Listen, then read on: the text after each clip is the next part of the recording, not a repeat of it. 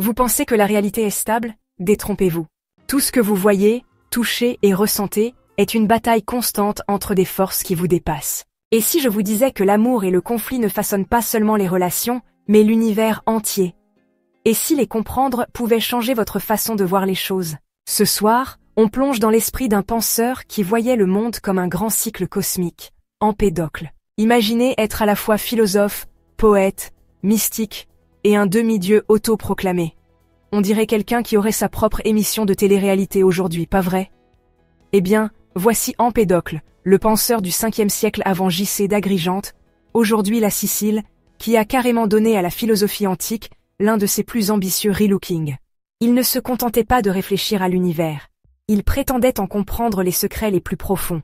Comment tout est composé de 4 éléments immuables, la terre, l'air, le feu et l'eau, se mélangeant et se séparant constamment sous l'influence de 2 forces cosmiques, l'amour et la haine.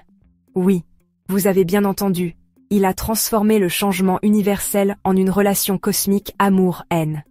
L'amour rassemble tout, la haine déchire tout. Et ce cycle, il ne finit jamais. Contrairement aux philosophes avant lui, qui pensaient que tout provenait d'une seule substance fondamentale, on te regarde, Thalès, Empédocle a soutenu que la nature est un remix. Rien n'est jamais vraiment nouveau, juste un mélange différent des 4 mêmes ingrédients. Le feu peut faire rage dans un volcan aujourd'hui, mais donnez-lui du temps, et la haine pourrait le disperser, répandant son essence dans le vent, l'océan, ou le sol même sur lequel vous vous tenez. Ce qui rendait cette idée si révolutionnaire, c'est que ce n'était pas juste un chaos aléatoire, il y avait un modèle, un rythme. Parfois, l'amour prend le dessus, mélangeant tout, en une sphère harmonieuse et parfaite, où tous les éléments sont unis. Mais la perfection ne dure jamais, tout comme cette fois où vous avez réussi à dormir 8 heures d'affilée.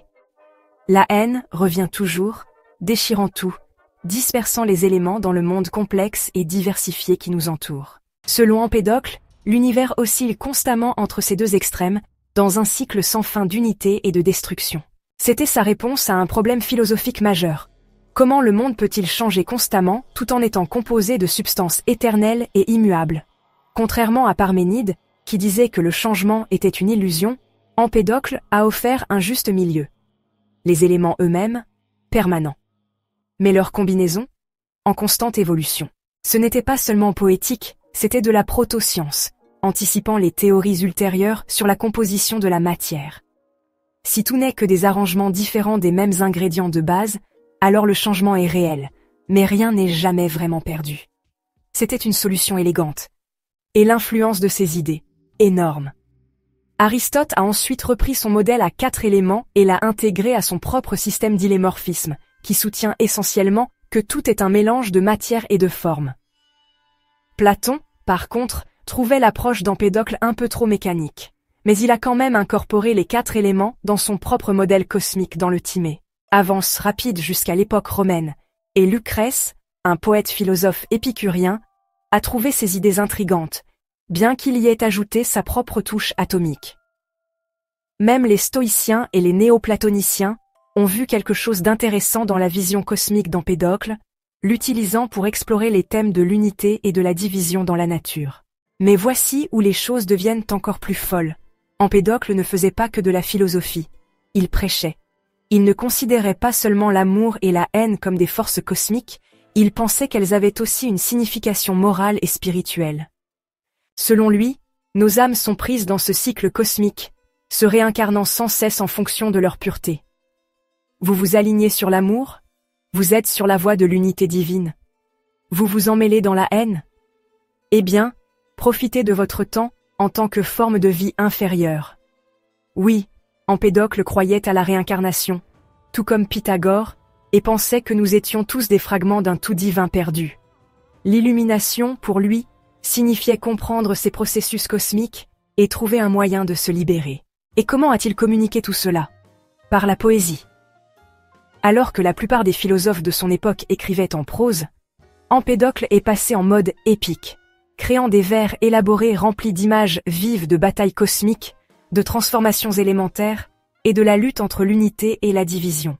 Ce n'était pas seulement un choix stylistique, cela rendait sa philosophie plus accessible, la reliant aux traditions mythologiques et religieuses que les gens comprenèrent déjà.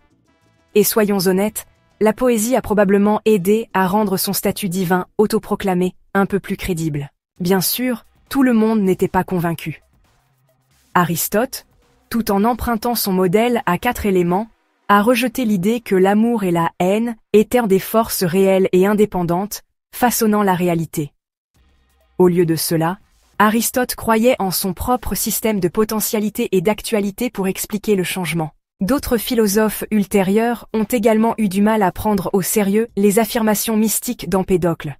De plus, son style poétique rendait difficile l'extraction d'arguments clairs, ce qui a conduit à des siècles de débats sur ce qu'il voulait vraiment dire. Mais malgré toutes les critiques, ses idées ont eu une influence durable. Sa vision de l'univers, composée de substances fondamentales se combinant et se recombinant, était un ancêtre lointain de la chimie moderne et de la théorie atomique. Et son concept de force opposée façonnant la réalité?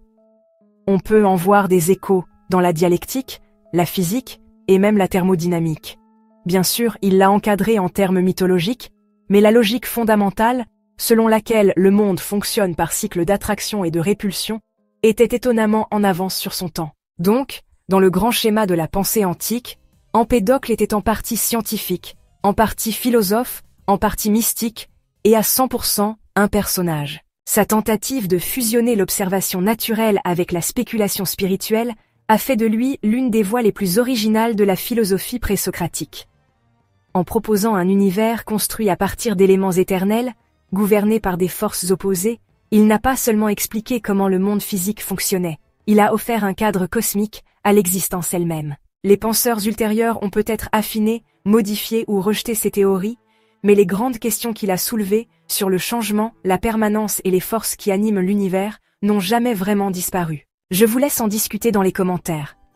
Empédocle était-il un visionnaire ou juste très attaché à un truc poétique? Vous pouvez nous soutenir en vous abonnant si ce n'est pas déjà fait. Prenez soin de vous, prenez soin de vos proches, et on se retrouve bientôt dans une autre vidéo.